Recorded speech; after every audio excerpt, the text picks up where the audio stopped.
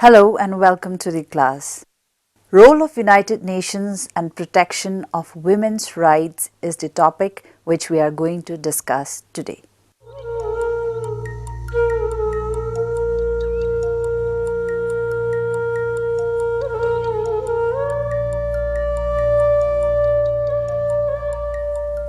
Human rights and fundamental freedoms are inherent in the human person, and women and men are entitled to the protection and enjoyment of these rights and freedom on a basis of equality and non-discrimination. Despite the global recognition and support for this principle, women continue to face serious gaps and challenges to the full enjoyment of their human rights.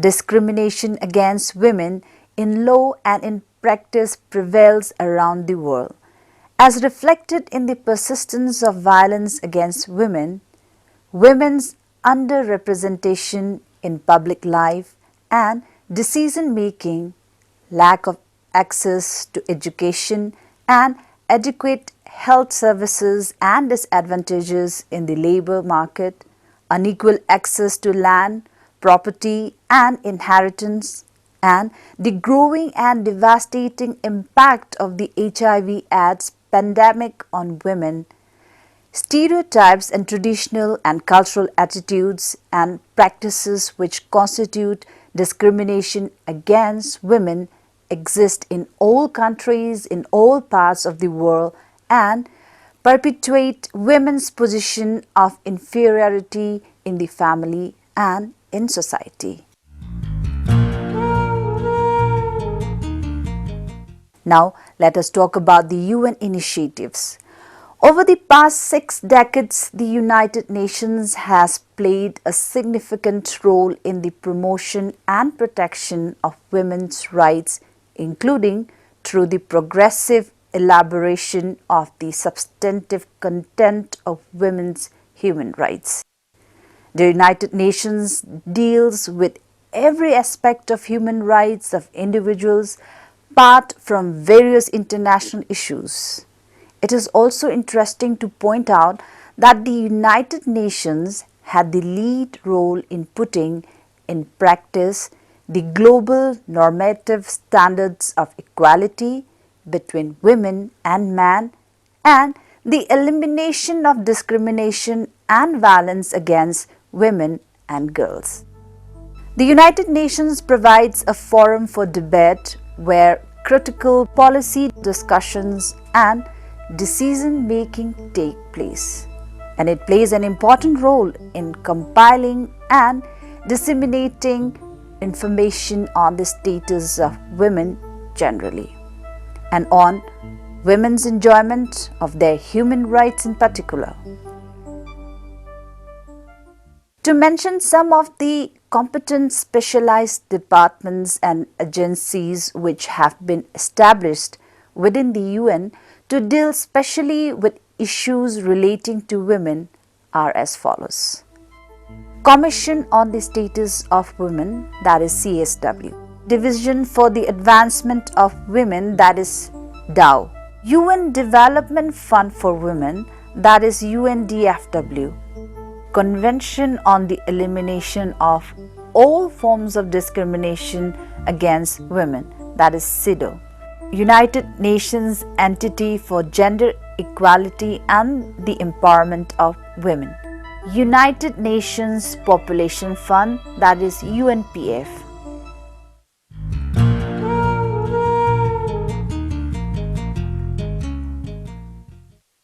Commission on the Status of Women, that is CSW.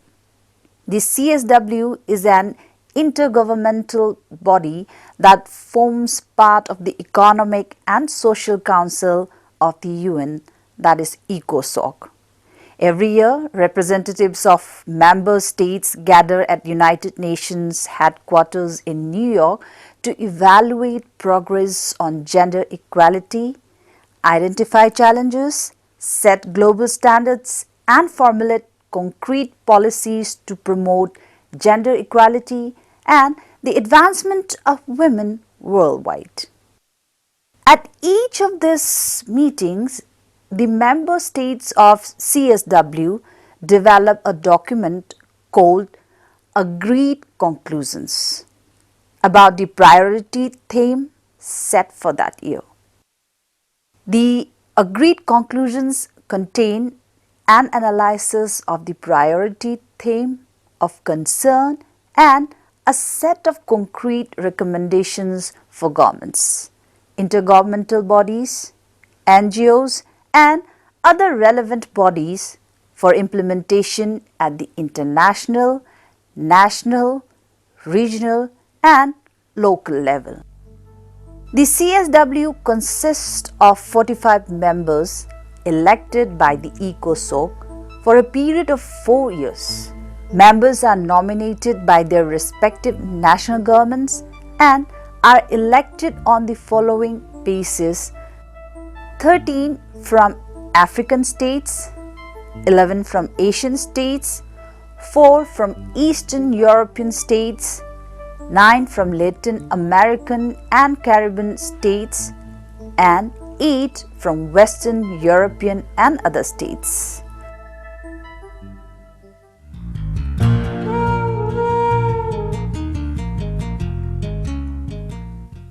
Now let us talk about the Division for the Advancement of Women, that is DAO. The DAO is part of the UN Secretariat and specializes in issues concerning the status of women.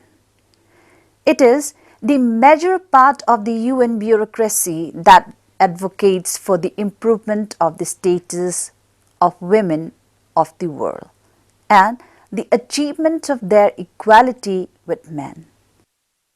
The DAO works with all international conventions and treaties relating to women, including CEDAW and the CEDAW Optional Protocol. The DAO acted as the secretariat for the 4th World Conference on Women held in Beijing, year 1995. This was the largest conference in the history of the UN. The conference was the culmination of 20 years of work by the global women's movement and resulted in the Beijing Platform for Action, that is BPFA. The BPFA is one of the most influential international policy documents regarding women's human rights. The BPFA has been considered one of the most progressive blueprints for achieving gender equality for women. It was negotiated and adopted by the 189 countries that attended the Beijing conference. The BPFA has provided the impetus for major improvements in women's lives around the world. For example, the section on institutional mechanisms provided women in many countries with the legal and international arguments for the establishment of national machinery for women's issues, such as the Federal Office for Women.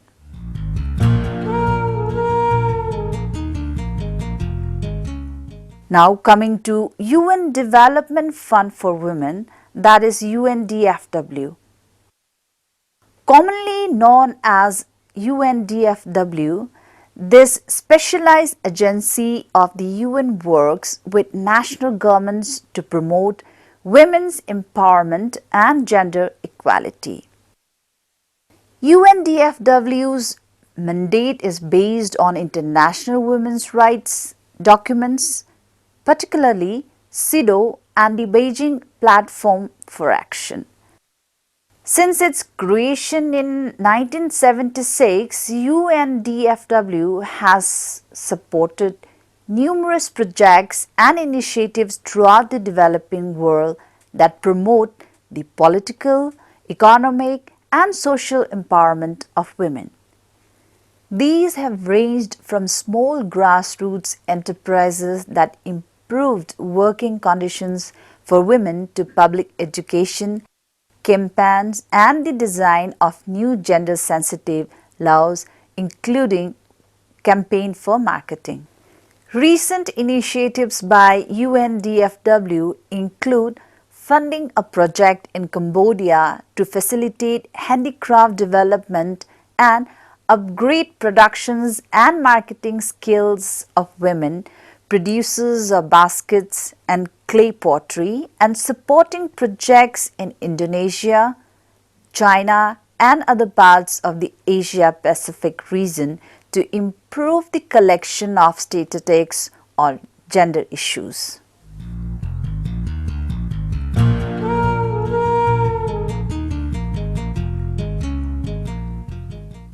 Let us have a discussion on Convention on the Elimination of All Forms of Discrimination Against Women, that is CEDAW. The Convention on the Elimination of All Forms of Discrimination Against Women, CEDAW, was adopted in 1979 by the UN General Assembly and entered into force on 3rd September 1981. The CEDAW has often been described as an international bill of rights for women. The preamble and 30 articles enshrined in the convention are the key principles of equality and an agenda for national action to end discrimination against women. It is based on the belief that basic human rights include the true equality of men and women. As of November 2008, 185 countries are parties to the CEDAW.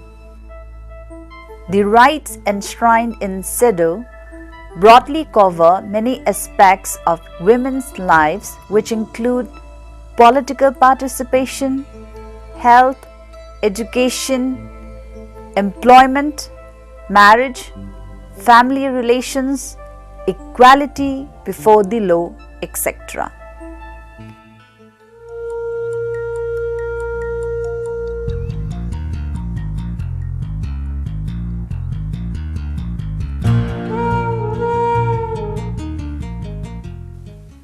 Now coming to United Nations Entity for Gender Equality and the Empowerment of Women. The United Nations Entity for Gender Equality and the Empowerment of Women, also known as UN Women, is a United Nations entity working for the empowerment of women. UN Women became operational in January 2011. Former President of Chile, Michelle Bachelet, was the inaugural executive director, and Pujile Lambunuka is the current executive director of the UN Women. The organization is governed by a multi-tiered intergovernmental governance structure in charge of providing normative and operational policy guidance. The UN General Assembly, Economic and Social Council, and the Commission on the Status of Women, that is CSW, constitute the governance structure that sets forth the normative policy guiding principles of the entity. The intergovernmental governance structure in charge of providing operational policy guidance to UN Women includes the General Assembly, the Economic and Social Council, and the organization's Executive Board. The latter consists of 41 members elected by the Economic and Social Council for a term of 3 years.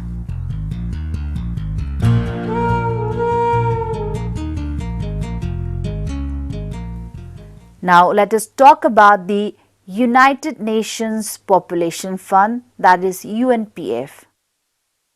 In every region of the world, UNPF is working to promote women's rights and end discrimination against them. The fund is increasingly involved in protecting the rights of women affected by conflict and ensuring that women can have an active role in peace building and reconstruction efforts. In many cases, UNPF is able to multiply its effectiveness by supporting legislation that protects the rights of women, such as groundbreaking laws in Ecuador. The fund also supports services for women who are victimized by various forms of gender-based violence.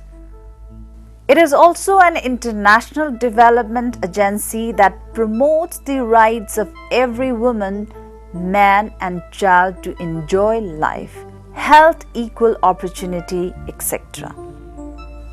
The UNPF supports countries is using population data for making policies and programs to reduce poverty and to ensure every pregnancy is wanted, every birth is safe, everybody is free from HIV/AIDS, and every girl and woman is treated with dignity and respect.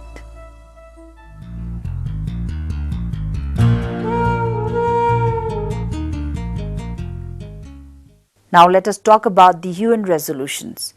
The UN General Assembly passed its first resolution on women human rights defenders in December 2013. The resolution is a significant step forward in protecting women human rights defenders who face risk and attacks for their works to promote human rights. In view of the important and legitimate role of women human rights defenders working on development-related issues, it is clear that the agreed conclusions urge states to take practical steps to prevent and address violence against women human rights defenders and integrate a gender perspective into efforts to create a safe and enabling environment for the defense of human rights. Such efforts would be an important recognition of the challenges faced by the women as well as the protective measures undertaken by the global body. The success of observing the 1975 as the International Women's Year led to the decision to celebrate a Women's Decade. The General Assembly designated the years 1976 to 1985 as the United Nations Decade for Women, Equality, Development and Peace. Some of the main goals of the decade were the full observance of gender equality and the elimination of de jure and de facto discrimination.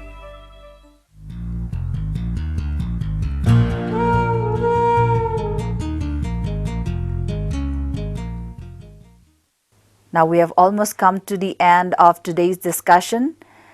Let me conclude that since the first United Nations World Conference on Women in 1975, close collaboration among governments, women's organizations, academia and other actors has enabled the United Nations to set a strong agenda for gender equality. Much has been achieved in these 60 years and the gains made clearly show that the goals of equality between women and men and women's empowerment are achievable.